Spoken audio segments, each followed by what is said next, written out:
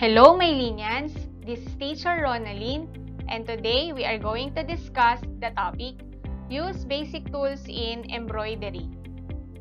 This video tutorial is made from your learning activity sheets in TLE 7, Handicraft Making, Quarter 1, Week 1. So bring out your activity sheets and follow me in exploring the world of embroidery. Our learning targets for this session are: the learning outcome number 1, use basic tools in embroidery. And you are expected to identify basic tools and materials in embroidery and familiarize with the different embroidery stitches. Before the lesson, let's have some warm-up questions. I have here 2 questions for you to answer. The first question is, the only tools used in embroidery are needle and thread. Do you think the statement is true or false? Timer starts now.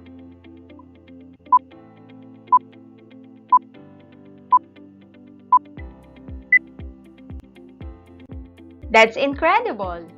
The statement is false. The second question is, there are various embroidery stitches which you can choose from when you do embroidery work. Do you think the statement is true or false? Your time starts now.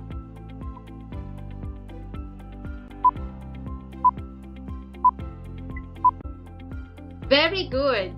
The statement is true. Let us define embroidery.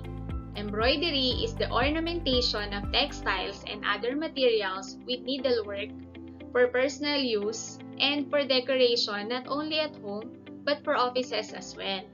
The term embroidery is an English word derived from the Old French embroiders, meaning edge and border.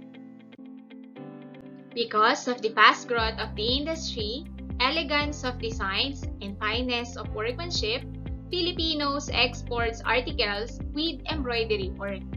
Embroidery work is best achieved if correct tools and materials are used.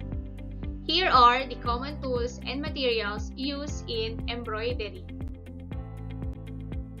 Tape measure. This is used for measuring 1 foot distance or materials. Sewing box.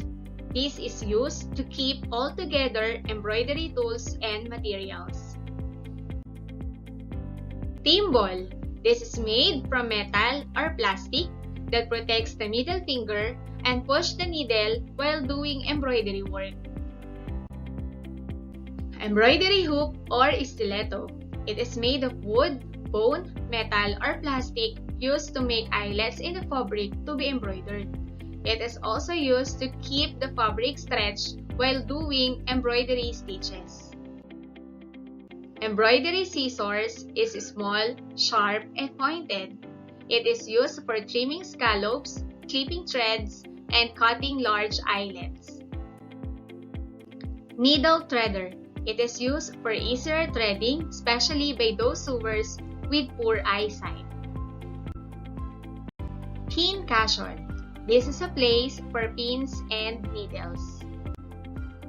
Embroidery needle is a short pieces of steel with a fine point at one end and a little opening or eye at the other.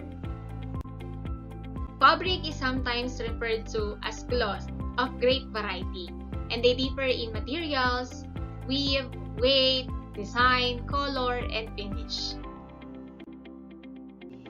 Threads. These are available in various types. They differ in terms of texture, fiber content, number of strands, and colors. The colors of the thread should suit the color and texture of the design and the fabric to be embroidered. Let's talk about embroidery stitches. There are various stitches which you can choose from as you do embroidery work.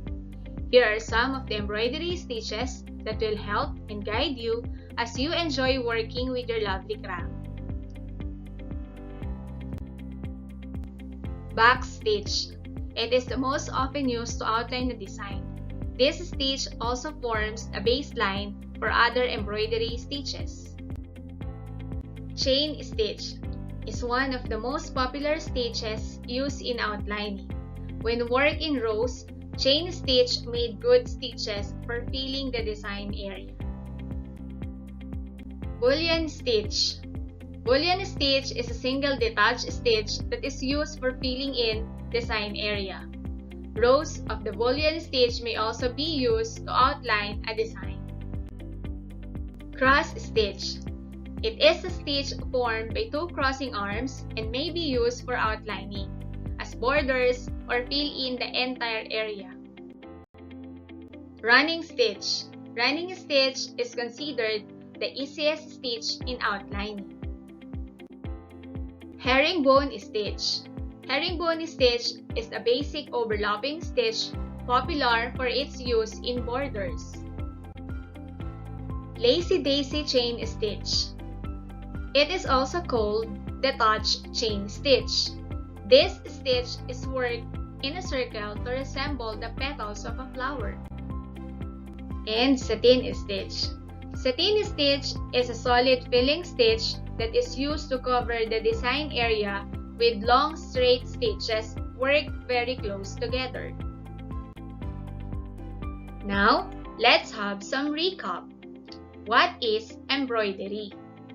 Embroidery is the ornamentation of textiles and other materials with needlework for personal and decorative use.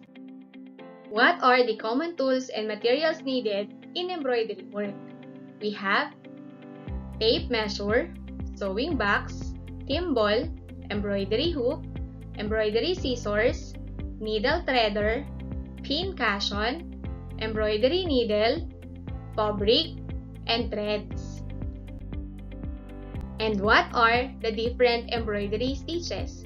We have back stitch, chain stitch, bullion stitch, cross stitch, running stitch, herringbone stitch, lazy daisy chain stitch, and satin stitch.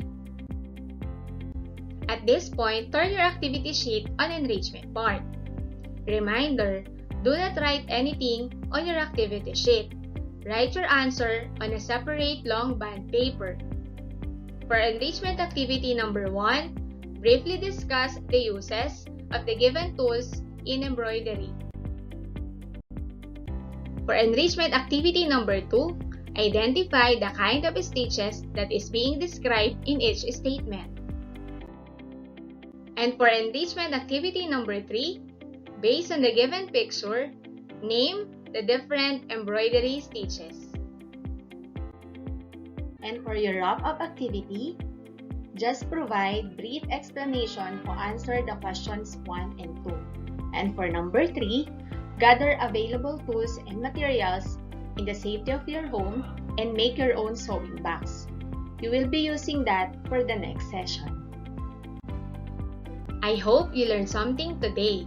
If you have questions or clarification regarding the topic we discussed, feel free to contact your subject teacher through text or call, or you just post your questions in our official Facebook group or page.